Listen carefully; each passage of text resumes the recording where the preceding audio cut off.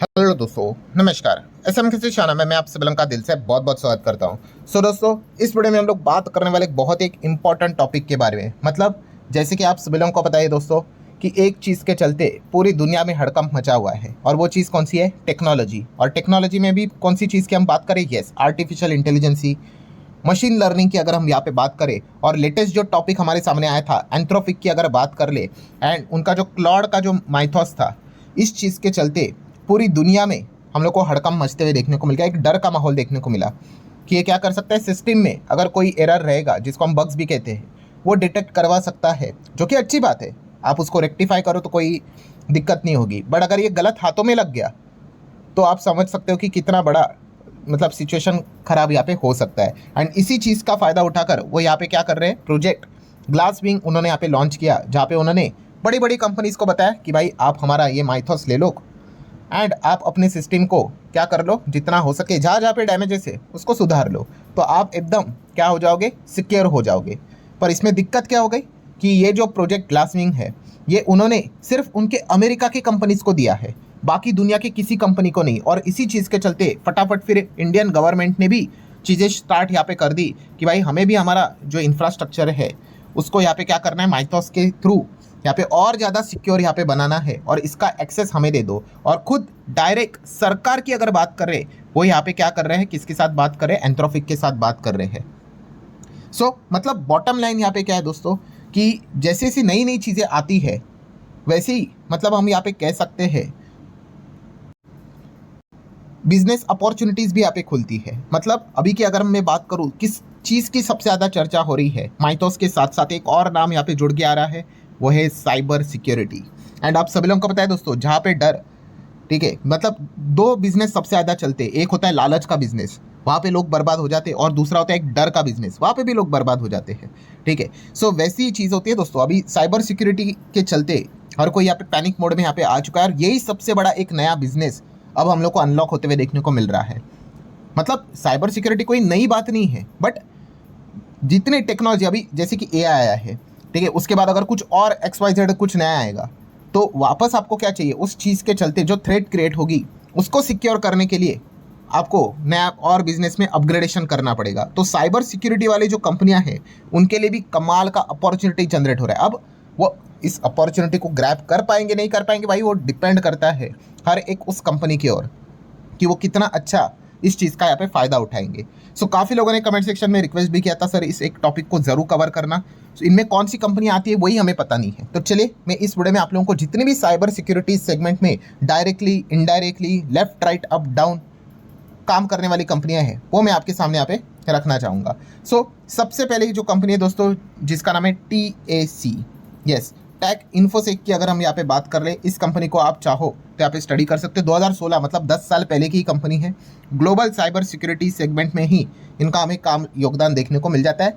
एक small cap type की company देखने को मिल जाती है। लगे यार थोड़ा सा शेयर होल्डिंग पैटर्न को भी देख लेंगे, जितनी छोटी कंपनी उतना ज़्यादा इंस्टीट्यूशंस का इन्वॉल्वमेंट कम। यहाँ पे PP मॉडल है, मतलब ऐसा कोई वर्ड नहीं होता है फाइनेंस सेगमेंट में PP मॉडल, मैं ऐसे ही बोल रहा हूँ आसान भाषा में समझने के लिए। P stands for promoter, second P stands for public, मतलब सिर्फ प्रमोटर और पब्लिक के बीच में ही स्टेक हमें देखने को मिल रहा है। ठीक है, तो जितने छोटे कंपनी उसमें ज़्यादा रिस्क हमें देखने को मिल ही जाती है। अच्छा, कोई स्टेक गिर भी है प्रमोटर का, तो यस आप देख सकते हो 18%, पहले तो नहीं था, फिर 4% हुआ, फिर 18% हुआ, तो प्रमोटर प्लेजिंग बढ़ रही है। तो ये कोई पाप नहीं होता है, बट यस जितना प्लेजिंग बढ़ेगा उतना रिस्क भी बढ़ेगा, तो ये पॉइंट को भी आपने नोट करके चलना है। नेक्स्ट कंपनी है दोस्तों, जिसका नाम हर किसी बच्चे ने सुन के रखा होगा, क्विक हिल, एंटीवायरस वाली company, total security, internet security, इस सेगमेंट में काम करती है। ठीक है, अब ये AI से रिलेटेड जो भी चीज़ें यहाँ पे चल रही है, उसमें भी कोई सिक्योरिटी वाला ये अलग प्रोडक्ट मार्केट में लाएंगे नहीं लाएंगे, वो तो बात की बात है। मतलब ये इनका एरिया है, वहाँ पे कुछ तो इनोवेशन करना पड़ेगा, तभी तो जाके आपके कंपनी को बिजनेस को वैल्यू मिलेगी। अगर आप वही घिसे पिटे पुरानी चीज़ें करते रहोगे तो कैसे चलेगा। इसलिए मैंने वीडियो की शुरुआत में बताया कि ये कंपनी इसका ये मैदान है, अब इसमें वो खेल पाते कि नहीं, ये एक देखने वाली बात है। आप देख सकते हैं क्विक हिल टेक्नोलॉजीज, ये सारे ऑब्वियसली प्रॉब्लम IT को लेकर ही है, तो सारे सॉल्यूशन भी IT वाली कंपनियां देंगी। तो इसी से रिलेटेड ये काम करने वाली कंपनियां हमें देखने को मिल जाती है। देखो सॉफ्टवेयर सिक्योरिटीज प्रोडक्ट्स ये प्रोवाइड यहाँ पे करती है। ये भी छोटी कंपनी है, नॉट इवन 1000 करोड़ का market cap. Share holding pattern की अगर बात कर ले तो प्रमोटर के पास ज़्यादा शेयर है, चलो एक अच्छी बात होती है। बाकी यहाँ पे भी same public and promoter, DS की बात करें तो 1-2% है, ज़्यादा एफआईएस तो यहाँ पे इंटरेस्टेड है नहीं, एंड कोई भी शेयर प्रमोटर का गिरवी नहीं है। चलो अच्छी बात है। नेक्स्ट कंपनी दोस्तों ई मुद्रा। यस, ऐसा नाम सुन के काफ़ी लोगों के सरकारी विरकारी कंपनी लगती है, ऐसा कुछ भी नहीं है दोस्तों। ठीक है, ई मुद्रा की भी अगर बात कर ले तो ये मतलब रहते हैं ना, मतलब सिक्योरिटी से रिलेटेड ही, डिजिटल सिग्नेचर सर्टिफिकेट, डीएससी की अगर बात कर ले, ऐसी अलग अलग चीज़ें मतलब डिजिटली आपको मतलब क्या है, सुरक्षा प्रोवाइड करने का ये काम यहाँ पे करती है। सो यहाँ पे क्या है, प्रमोटर का स्टेक 54.40, पब्लिक 28 है। इंस्टीट्यूशंस भी चलो डीएस को ये थोड़ा पसंद है, 13-13.25% है। एफआईएस की अगर बात करें 3-4% के आसपास नज़र यहाँ पे आ रहा है। ठीक है, अच्छा स्टेक यहाँ पे कितना गिरवी रखा हुआ है तो वो आप देख सकते हो, कोई भी स्टेक प्रमोटर का गिरवी नहीं है। चलो आगे यहाँ पे बढ़ लेते हैं दोस्तों। एक्सप्लेयो की अगर हम यहाँ पे बात कर ले तो एक्सप्लेयो सॉल्यूशन लिमिटेड, ये इसका यहाँ पे पूरा नाम हम देखने को मिल जाता है। सेम अगेन ये सॉफ्टवेयर उसी से रिलेटेड आपको अलग अलग सिक्योरिटी वेरिफिकेशन प्रोवाइड करने वाली कंपनी, अगेन ये भी काफ़ी छोटी कंपनी है। एंड यहाँ पे भी अगर देखेंगे प्रमोटर 71%, बाकी पब्लिक के पास है, कोई एफआईएस डीएस इसमें ज़्यादा इंटरेस्टेड है नहीं। ठीक है, एंड प्रमोटर कितना प्लेजिंग है तो कोई भी प्लेजिंग नहीं है। तो चलिए एक अच्छी बात देखने को मिल रही है। सो अगेन मैं आप लोगों को क्या बताने की कोशिश कर रहा हूँ, ये सारी कंपनियाँ यहाँ पे क्या करती है, पुराने जो आईटी सिस्टम जो भी यहाँ पे चलते थे उससे रिलेटेड सिक्योरिटी प्रोवाइड करने का यहाँ पे काम करती थी, डायरेक्टली और इनडायरेक्टली। अब ये नया सिस्टम हमें देखने को यहाँ पे मिल रहा है, नई चीज़ें टेक्नोलॉजी आती हुई देखने को मिल रही है। सो ये उस अपॉर्चुनिटी को ग्रैब कर पाएंगे या नहीं ये तो वक्त ही बताएगा, तो इनको आप स्टडी कर सकते हैं। नेक्स्ट है दोस्तों यहाँ पे सेस्केन। सो सेस्केन टेक्नोलॉजीज़ की अगर हम यहाँ पे बात कर ले प्रमोटर के हिसाब से तो 42.95% का स्टेक हमें प्रमोटर के पास देखने को मिल रहा है। देन पब्लिक की बात करें तो 37.40, देन एफआईएस की बात करें तो 18.5, डीआईएस की बात करें तो 1%। तो चलिए यहाँ पे इंस्टीट्यूशंस तो है, डीआईएस नहीं है, एफआईएस को ज़्यादा इसमें इंटरेस्ट नज़र यहाँ पे आ रहा है। सो सेस्केन टेक की बात कर ले तो कितना स्टेक यहाँ पे गिरवी है तो आप देख सकते हैं कोई भी स्टेक हमें फिलहाल तो गिरवी देखने को यहाँ पे नहीं मिल रहा है। देन अगर हम आगे बढ़ेंगे दोस्तों तो RS software, yes RS software जैसी कंपनी भी हमें देखने को यहाँ पे मिल जाती है। ऐसे तो बहुत सारे हैं, मैं आपको अभी आगे आने वाली लिस्ट दिखाते रहूँगा। 40-41% के आसपास है। एफआईएस ज़्यादा है नहीं, डीएस भी कुछ खास नहीं है, गवर्नमेंट कुछ भी कुछ खास नहीं है, बाकी पब्लिक के पास ही है। ठीक है, एंड कितना स्टेक यहाँ पे गिरवी हमें नज़र आ रहा है तो आप देख सकते हैं 0, कोई भी स्टेक फिलहाल तो गिरवी देखने को नहीं मिल रहा है।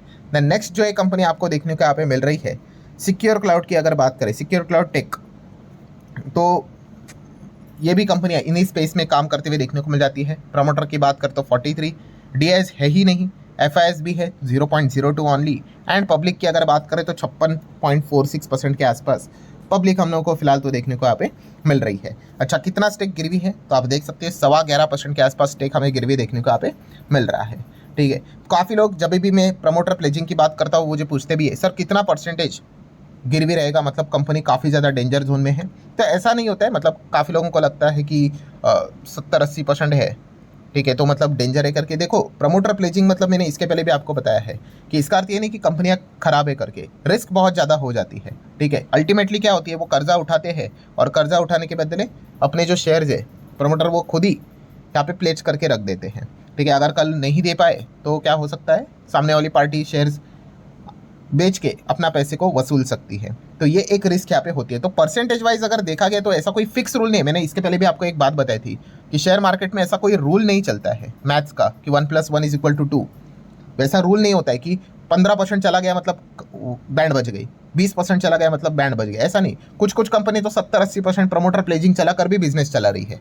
ठीक है, तो ये बस आपको ये ध्यान में होना चाहिए कि जितना ज़्यादा प्रमोटर प्लेजिंग उतना ज़्यादा रिस्क बढ़ते जा रहा है, बढ़ते जा रहा है, बढ़ते जा रहा है।